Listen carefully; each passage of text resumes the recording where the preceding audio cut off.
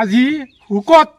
আনন্দত মোৰ ভাষা নাইকিয়া 8 বছৰ বয়সত কোৰাণৰ হাফিজ হৈছে মই কোৰাণৰ আয়াত আপোনালোকক শুনাব বিচাৰি আছো এটি কোৰাণৰ আয়াত শুনাই দিয়া অসমত ইতিহাস ৰচনা হৈছে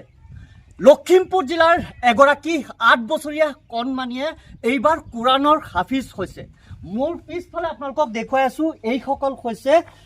লখিমপুৰ জিলাৰ 1 নং কৰুণাবাৰী হাফিজিয়া মাদ্ৰাছাৰ ছাত্ৰ ছাত্ৰী আৰু এই ছাত্ৰ ছাত্ৰীসকলে এইবাৰ ইতিহাস ৰচনা কৰিছে সমগ্ৰ অসমৰ ভিতৰত এইগৰাকী ছাত্ৰীৰ নাম হৈছে মাৰিয়া হুছেইন আৰু এই মাৰিয়া হুছেইনে সম্পূৰ্ণ কোৰাণ মুখস্থ কৰিছে সকলোৱে মাশাআল্লাহ বুলি লিখক সকলোৱে এই ভিডিঅ'টো শ্বেয়াৰ কৰি দিয়ক যিহেতু এইবাৰ সমগ্ৰ অসমৰ ভিতৰত ইতিহাস ৰচনা হৈছে কৰুণাবাৰী হাফিজিয়া মাদ্ৰাছাৰ পৰা আৰু 5জনকৈ ছাত্ৰ এইবাৰ সনদ লাভ কৰিছে অৰ্থাৎ পাগুৰি লাভ কৰিছে আৰু এইসকল ছাত্ৰক অহা 10 জানুৱাৰী তাৰিখে বিশাল ধৰ্মীয় সভাৰ জৰিয়তে সনদ প্ৰদান কৰা হ'ব পাগুৰি প্ৰদান কৰা হ'ব মই দেখুৱাইছো পৰিৱেশটো দেখুৱাইছো আজি যিহেতু 1 নং কৰুণাবাৰী হাফিজিয়া মাদ্ৰাছা প্ৰাংগণত এক বিশেষ সভাৰ আয়োজন হৈছিলে আৰু সেই সভাৰ জৰিয়তে আজি প্ৰথম খুঁটা স্থাপন কৰা হৈছে বিশাল এক ধৰ্মীয় সভা অনুষ্ঠিত হ'ব অহা 10 জানুৱাৰী তাৰিখে আৰু এই 10 জানুৱাৰী তাৰিখে উপস্থিত থাকিব অসম সন্তান বেৰিষ্টাৰ হাফিজ ইলিয়াছ হুছেইন আনসাৰী সাহেব উপস্থিত থাকিব ফলে মই এফালে দেখুৱাইছো এয়া হৈছে আল্লাহৰ ঘৰ নবীজিৰ ঘৰ এয়া আৰু এই ঘৰৰ পৰা আজি ছগৰাকীকৈ ছাত্ৰ ছাত্ৰীয়ে আল্লাহৰ পবিত্ৰ কোৰাণ শৰীফ মুখস্থ কৰিছে আপোনালোকে সকলোৱে মাশাআল্লাহ বুলি লিখক ভিডিঅ'টো শ্বেয়াৰ কৰি দিয়ক যিমান পাৰে সমগ্ৰ পৃথিৱীৰ মানুহক দেখুৱাই দিয়ক যে আজি লখিমপুৰ জিলাৰ এই মাদ্ৰাছাৰ পৰা ছগৰাকীকৈ ছাত্ৰীয়ে কোৰাণৰ হাফিজ হৈছে মই তোমাৰ সৈতে কথা পাতিম তোমাৰ নামটো কি আছিল আসসালামু আলাইকুম ওয়া ৰাহমাতুল্লাহি ওয়া বাৰাকাতুহু তোমাৰ নামটো কি আছিল মোৰ নাম মাৰিয়া হুছেইন মাৰিয়া হুছেইন ইমান কম বয়সত তুমি কোৰাণৰ হাফিজ হৈছা ডাঙৰ হলে কি হোৱাৰ সপোন আছে তোমাৰ ডক্টৰ হবা সমগ্ৰ পৃথিৱীৰ মানুহক দেখুৱাই দিব যে আসলতে কোৰাণৰ হাফিজো ডক্টৰ হয় এই যে এইগৰাকী মাৰিয়া হুছেইনে ডক্টৰ হ'ব প্ৰথমে হাফিজ হৈছে তাৰ পিছত হ'ব ডক্টৰ এফালে মই কথা পাতিব বিচাৰিম তোমাৰ নামটো কি আছিল ওয়াসিম আকরাম তোমার নাম মোহাম্মদ মুস্তাফিজুর রহমান তোমার নাম মোহাম্মদ আনোয়ার হোসেন তোমার নাম মোহাম্মদ মল্লিক স্যার তোমাৰ নাম মোহাম্মদ শওকত আলী মই কথা পাতিলো আচলতে তেওঁলোকৰ নাম আপোনালোকক শুনালো মই কোৰাণৰ আয়াত শুনিবলৈ চেষ্টা কৰিম আচলতে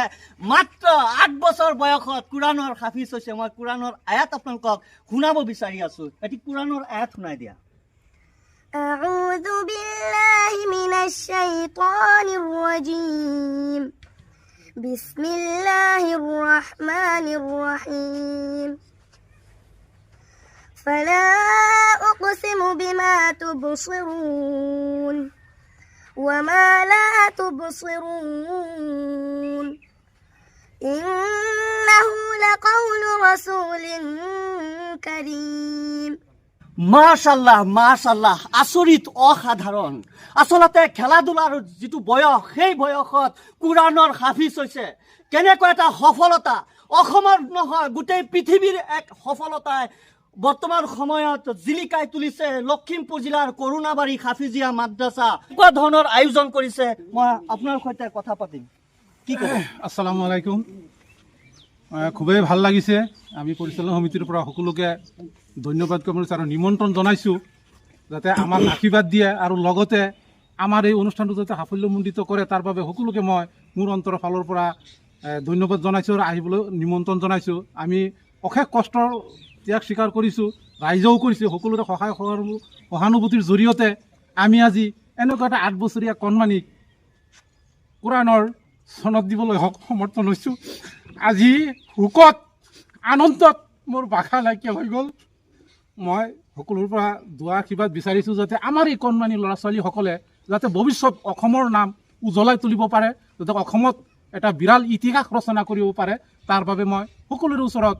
এই দোৱা প্ৰাৰ্থনা কৰিছোঁ আনন্দৰ চকু পানী সকলোৰে চকুতে বৰ্তমান দেখা গৈছে যে তেওঁলোকে ত্যাগ কষ্ট স্বীকাৰ কৰি এই মাদ্ৰাছাখনত বছৰ বছৰ ধৰি তেওঁলোকে লাগি আছিলে আৰু শেষত আজি সফলতা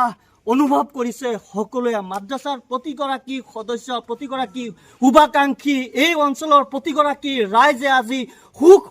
অনুভৱ কৰিছে। সুখত তেওঁলোকৰ চকু পানী ওলাইছে। মই সভাপতিৰ সৈতে কথা পাতিম। কি ক'ব, কেনেকুৱা অনুভৱ আপোনাৰ? আসসালামু আলাইকুম উলামা হজৰত আৰু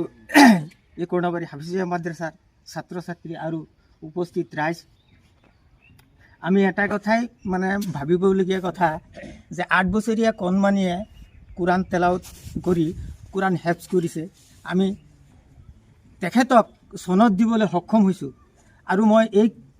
কৰ্ণাবাৰী হাফিজিয়া মাদ্ৰাছাৰ সভাপতি হিচাপে মই গৌৰৱান্বিত অনুভৱ কৰিছোঁ।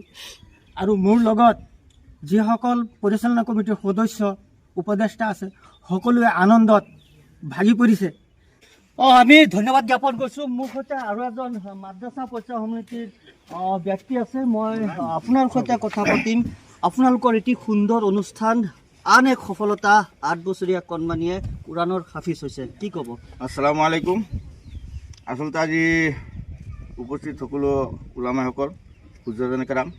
ছাত্ৰ ছাত্ৰীসকল, ক'বলৈ ভাষা নাই। আমি ইমান আনন্দিত হৈছোঁ যে আমাৰ যি আজি 16 বছৰ পাৰ হৈ গ'ল। এই 16 বছৰৰ ভিতৰত যদিও বহুত কেইজন হাফিজা হৈ গৈছে,